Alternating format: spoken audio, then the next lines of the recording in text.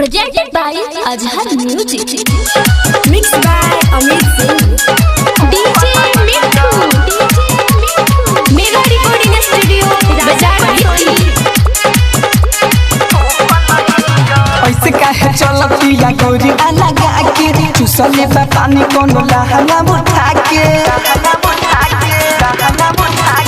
ऐसे काहे चलतिया गोरी अलग आके चुसले बा पानी कोनो लहंगा उठा के कहते ये मजा हंसली हो अरे ली हो ओहिरे के ठोकल हिया जादू जी के ठोकल हिया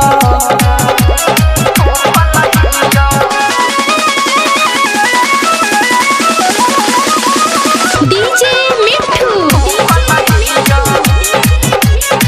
राजा परसोनी.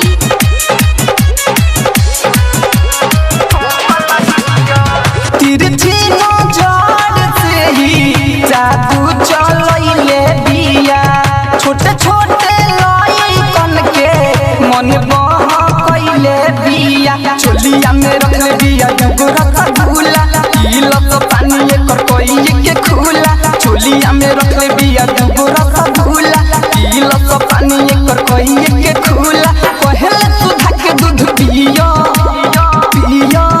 अरे पियो ओहिरे के ठोकल हिया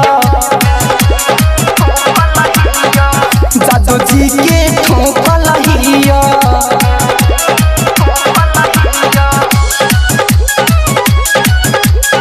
DJ Mithu.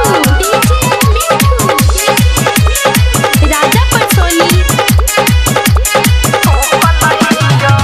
दिन भर घूमतिया मेकअप सजाई के सबके तन कइले बिया गोढ़ी देखाई के सागर सरोज के लगे बोलावे रवि रंजन के ना कहियो जिखावे सोनू किशन के लगे बोलावे रवि रंजन के ना कहियो जिखावे रिद्धि सिद्धि के कहतिया जिया अरे जिया ओहिरे के ठोकल हिया जादू जी के ठोकल हिया